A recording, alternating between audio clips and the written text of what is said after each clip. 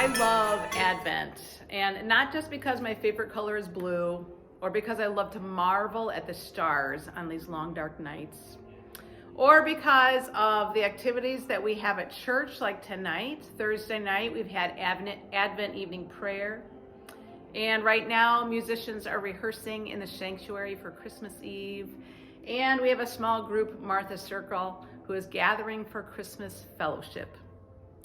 All of these reasons are why I love Advent. But we're coming up to the longest night of the year. December 21st is in a few days, and that is the 24-hour day that has the most hours without sunlight, where we are in darkness. This time of year, it is colder and it is darker, and we stretch ourselves with our time, with our spending, with our eating, and we grieve what's different as we compare this year to the past. We reminisce and miss old traditions and beloved people who are no longer with us. We watch the news around the globe and see a weary, weary world. I'm always amazed, though, that the longest night of the year happens now, because even though we have a long winter ahead of us in northern Illinois, the days are actually getting longer again starting next week already. The earth is reversing course, starting to tilt toward the light of the sun. The season of winter is already beginning to turn next week towards spring. What looks dead today will be full of life in days to come.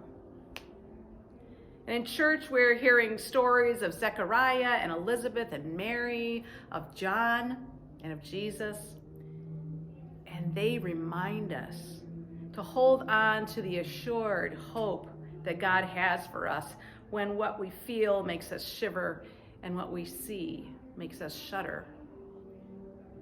In this time and this season, the church is bright with the light of candles burning in the holy darkness.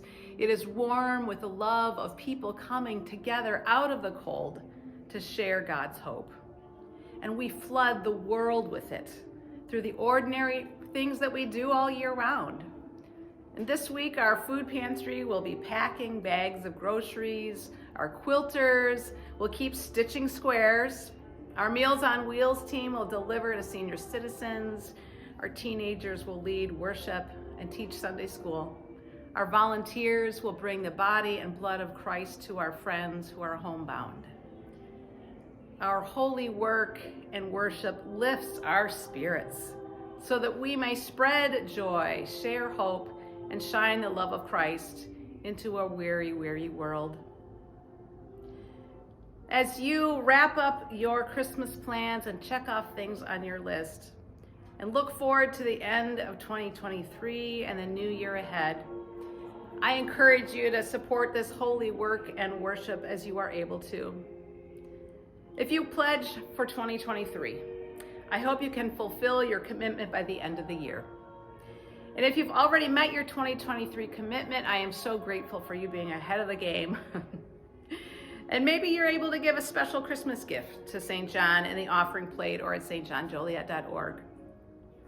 And if you haven't given this year, or are someone who doesn't carry cash or doesn't seem to have the checkbook when you need it, we have a new QR code in our bulletins this month that will take you right to our new giving platform with the ability to use Apple Pay, Google Pay, or your debit card to give a year-end offering.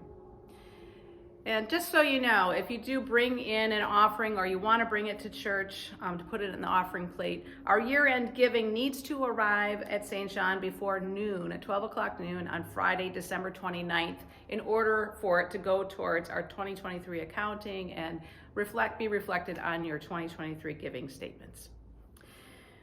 Thank you for everything you have already given through St. John and to the world this year, your gift of presence, your gift of prayer, your gift of hope. And may the peace and blessings of Christ be with you and yours in this season. See you in church.